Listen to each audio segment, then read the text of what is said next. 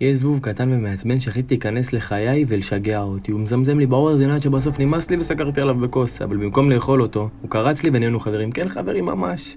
שיערתי לעצמי שזאת זבובה והיא מעוניינת בי, אז בסדר, מסכים. ישבנו יחד בכיף וקראנו ספר, אני מקריא לה בקול רם, והזבובה, נגיד שקוראים לה עזיזה, הייתה מתעופפת סביבי ממש כאילו היא מבינה כל מילה. פעם אחת אפילו ראינו סרט באחד ואני נשבע שעזיזה צחקה יחד איתי. לפעמים הייתי מדבר איתה עם עזיזה על החיים, מספר לה מה שקורה לי, ועזיזה מזמזמת לי תגובה, סוג של שיחה עמוקה, או לפחות ככה זה מרגיש לי. יום אחד החלטתי לפנק את עזיזה שלי, הזבובית הקטנה שהפכה לחברה הטובה ביותר שלי. אחרי כל אותם ימים בהם היא שיגעה אותי, הרגשתי שהיא ראויה למשהו מיוחד, אז התחלתי לחשוב על משהו במיוחד ממנו.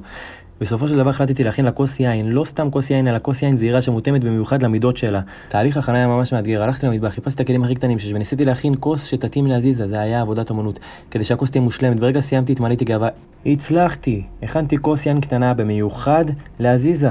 הגענו לשטח פתוח, הנחתי את הכוסות שלנו ומזגתי לנו יין. עזיזה ישבה ליד הכוס שלה והסתכלה עליי במבט מלא בהערכה.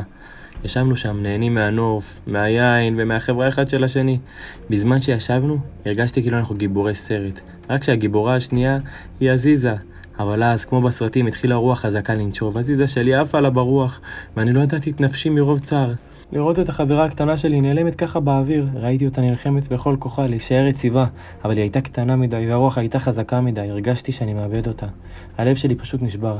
בלי לחשוב פעמיים, קמתי והתחלתי לרוץ אחריה. רצתי במהירות, כמו גיבור אמיתי בסרט פעולה.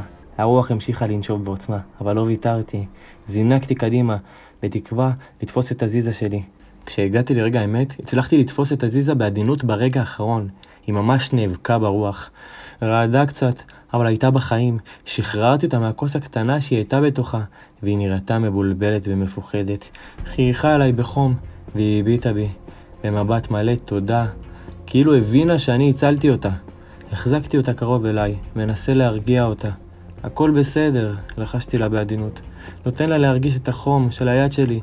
היא מתחילה להירגע. הרגשתי את הרעד שלה פוחד בהדרגה. נתתי לה זמן להתאושש ולהתחמם, נותן לה לנוח על היד שלי.